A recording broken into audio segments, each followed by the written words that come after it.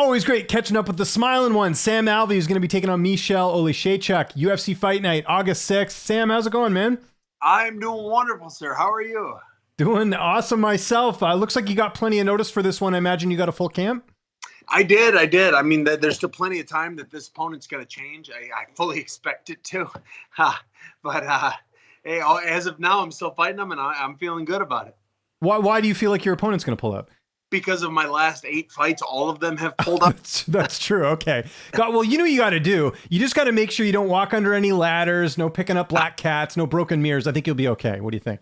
Okay, I'm going to start doing that for sure. Yeah, for sure. Need a little good juju there. I imagine this was the right amount of time off. I mean, we spoke, I think, after your last fight, but I know you're a guy that'll fight every weekend type thing, but was this the ideal amount of time?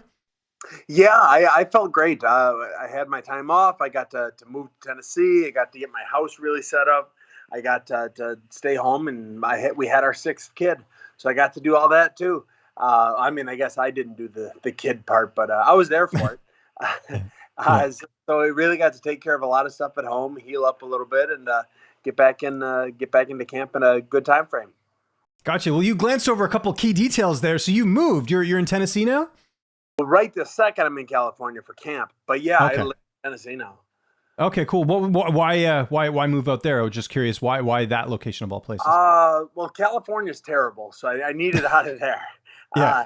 I fought in Tennessee a couple times, and I just fell in love with it. The nicest people on the planet. That the state is beautiful. There's no income tax. The speed limit's good. I'm not crowded. Gas is still real close to $3 over the $7 we're paying here in California. There's just, I mean, the list of positives to Tennessee is ceaseless. That's cool. Because I know originally you're from Wisconsin, right? Yeah, it was cold up there. Yeah, I was going to say Tennessee's a lot better. Nice place out there. Lots to do. There's a couple gyms out there too. Michael Chandler is a gym there, does he not? I got kicked out of there. You did? What happened? Okay, more interesting details. What happened? Yeah, Nashville MMA. So he owns the gym, but he doesn't work out there. He works out down in Florida.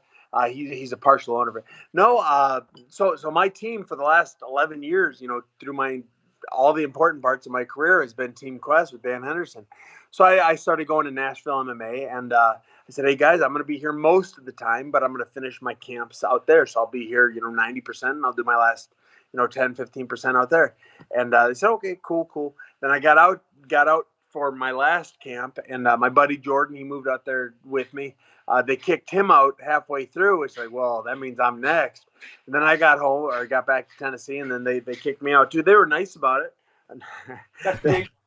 They were nice about it, but they said, no, we've decided, the higher ups have decided you're only allowed to train here and not anywhere else if you train. Oh, here. Weird. I said, I have not. I have trained at every gym on the planet, and I've never heard that rule before, but it's their rule, and so I've left that gym, and I work out at Guardian MMA actually now. Okay. It's a budding MMA program, but they've got a really solid jiu-jitsu school. You might have to have a word with Michael Chandler about that. That seems kind of weird. You of all people, Sam, being a veteran and someone who's been around a long time, I figured, of all people to bend the rules, it would be you. So I guess, like you said, you're pretty surprised by that. Yeah, I really was. As modesty as I can put it, that they're a gym that they don't have any UFC level fighters, and my friend Jordan, he's Bellator. I'm UFC. We just showed up on their doorstep, and they were nice. I mean, I really did enjoy working out there, but they booted us. I doubt Chandler even knows. Like I said, Chandler owns it partially, but isn't. I've never met him actually. I talked to him once when I first went out there. I posted a photo, and he DM'd me saying, "Hey, congrats! Just a great gym. I'm glad to have you on board." I said, "Hey, cool." And then they kicked me out a few months later. And who is this Jordan fighter you're referencing? Jordan Winsky. Jordan, Gonna Winsky. Yeah, he's if somebody gets hurt in this current featherweight 135 tournament, he's the extra. He won his fight. He's the extra if somebody gets hurt. Interesting. Okay. Well, that'll make sense. And I guess the other thing I was going to ask is how have you structured things? So you mentioned, obviously moving to Tennessee, you're doing, part of your camp as well at Team Quest. How have you structured things? How long have you been back in California? So let's say fight time, I'll have been in California for 6 weeks. Oh, okay, cool. And I had 4 or 5 weeks out in Tennessee just for this fight camp.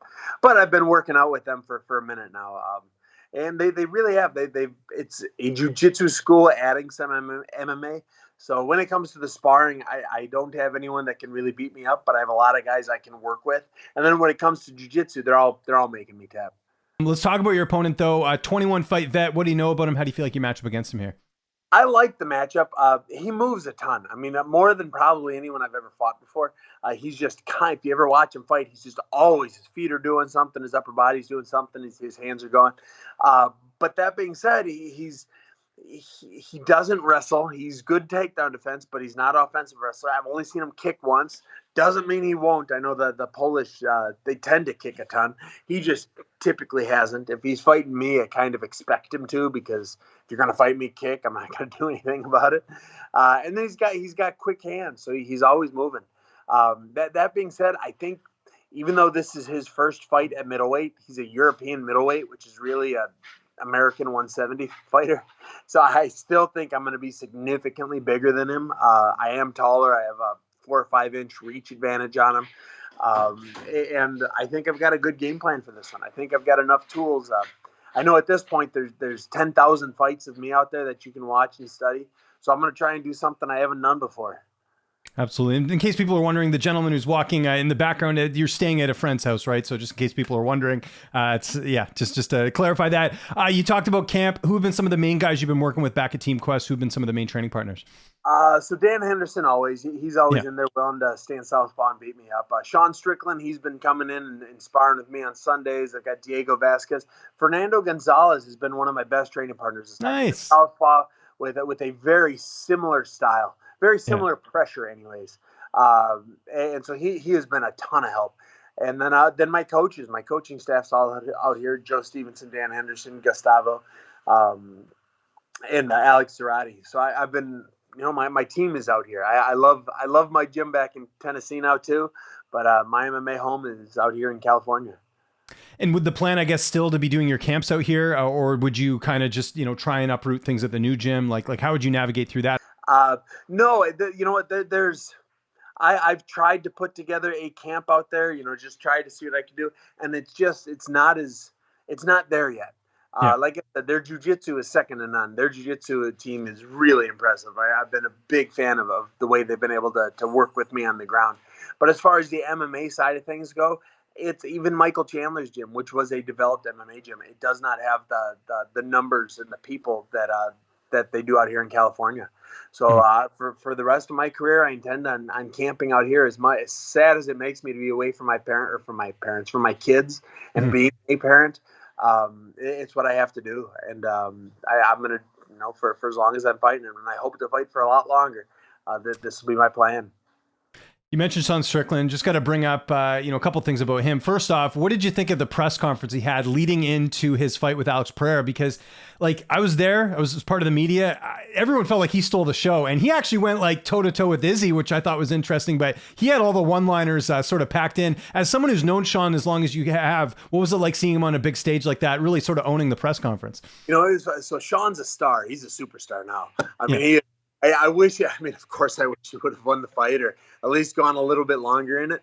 But I can't even say he went toe to toe with Izzy.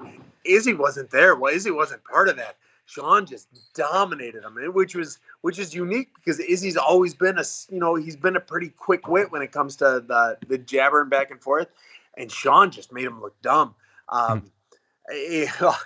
He would have made him look dumb had Sean won. That he lost the fight. Izzy ended up with the upper hand. But the press conference by itself, Sean was doing very, very cool stuff.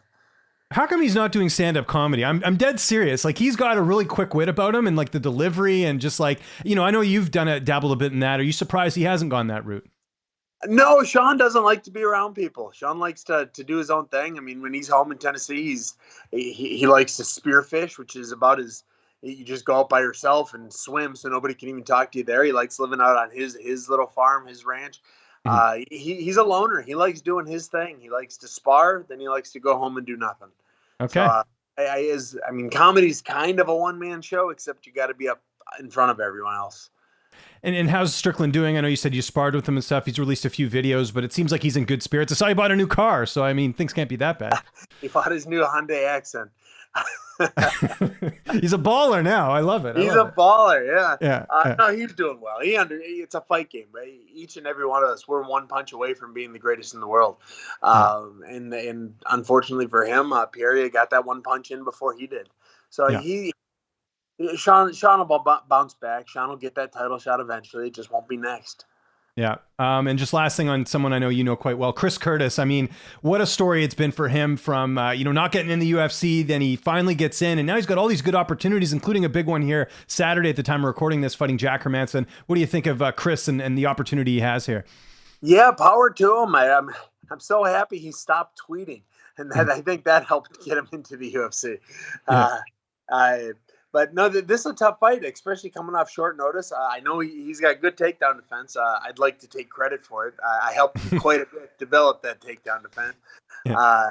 But it's a different fight. This is the guy he just stopped, all the takedowns for was a jiu-jitsu guy. He was somebody that was not going to wrestle quite like Hermansson was. So I'm hoping Curtis has got the ability to stop a big, strong wrestler jiu-jitsu guy as opposed to a jiu-jitsu guy. Don't you think it helps, though, too, that Curtis's good buddy, who you just mentioned there, Sean Strickland, just defeated Hermansson? I know they're different fighters, but I'm sure you can take away a lot from what Sean did in that fight. He had sort of the recipe to beat him. Yeah, kind of, but it all comes down to if Curtis can stop the takedown. Sean can stop the takedown. Sean's got incredible takedown defense. Sean got taken down like once 5 years ago, and he just said, well, that'll never happen again. Now he only works with Russians and D1 wrestlers and me. so we'll see. It depends on if Curtis can stop the takedown, Curtis will win this fight. How's the weight cut going? I know sharp turn there from the last little bit of talk, but everything going well. I know as you get older, it gets a little bit tougher, but how's everything going with you, especially with all the travel? Yeah, I haven't been traveling that much. I just moved out to California 4 weeks ago or something. So I just gotcha. Yeah, it's just the one trip, I guess. Yeah, that makes sense. Yeah. Okay. No, I'm okay. I'm a big middleweight, so I got about 30 pounds to go, but I really am right where I want to be. Yeah, it's still crazy you fought at welterweight on The Ultimate Fighter. I still can't get over that. But hey, that's a long time ago. How's this fight playing out on August 6th? How do you see it going down? I'm gonna knock him out at the end of the first. Love it. There's my alarm reminding me to do an interview with you. Oh, there you go. It's all good. Yeah, I'm gonna knock him out at the end of the first. It'll be. I'll make it a decent fight until then. But about 4.5 minutes in, I'm gonna land the shot. Refresh my memory here, because I know we did an interview last time. Is this just one fight left on your contract, or is it kind of like fight to fight? You talk with the UFC, because I know you guys have a great relationship, and obviously, there's a bit of leniency with you because they love watching you fight. Yeah, shoot, they love something about me. It's probably my wife. They love my wife. They don't want to. If they kick me out, that means they don't get to hang out with her anymore. So that's got to be it. This is the last fight on my contract, and when they said, listen, we're gonna let you. You've been with us a long time. You've done a lot for us. You've taken a lot of tough fights in short notice, and we're gonna back you. We're gonna give you this last fight. And they said, and we'll encourage you to retire afterwards. But they kind of said that knowing it's not gonna happen. So I suspect this will be my last fight with the UFC. So I'm gonna go out in a blaze of glory. I'm gonna go out and I'm gonna impress the world. And maybe if I do it well enough, they'll give me another one. Well, let's say, again, not looking too past here, but I mean, you sort of told me that it's UFC or bust. Like, you're not interested in going to fight for anyone else. You've been like a company man to them for so long. Yeah, sure. Most of the last 10 years has been with the UFC. This will be my 25th fight with the organization. I've been blessed to be able to do everything I do with them. And I'm so thankful for the prospect they saw in me and the fighter they've helped develop. So after this, I'm going to keep fighting, whether it's with the UFC or somewhere else. The only thing that would get me to quit fighting is the WWE. That would be the dream come true. That would be the greatest thing that I've ever done, is if I make it to the WWE. Well, we see a lot of fighters going to Bare Knuckle. Is that something that would ever interest you? Sure. I'm a prize fighter. I'll go where the prize is. Okay. Whether I fight a bad boxer in boxing, maybe I'll be the guy that fights Jake Paul. I mean, I've been telling everyone that I've only gone on this losing streak to make myself more appealing to Jake Paul. He only likes people that haven't won. He likes people that are retired. He likes people that are injured. So I'll do the best I can to be injured. I'll do the best I can to retire too. And maybe I'll get that shot against that terrible jerk Jake Paul. Sam, always appreciate the time, man. I know you got training and all this stuff going on. If there's anyone you want to thank, any sponsors, any social media you want to plug, I'll give you the last word. Yeah, the important one, social media. I've got a good YouTube page out. I'm posting stuff about weekly. And it's just, I've been in the sport longer than just about anyone. I've got 15 years, 80 fights, and I'm just doing a lot of the behind the scenes stuff. TikTok, I love it, but YouTube is where I can really, really express my inner thoughts and feelings.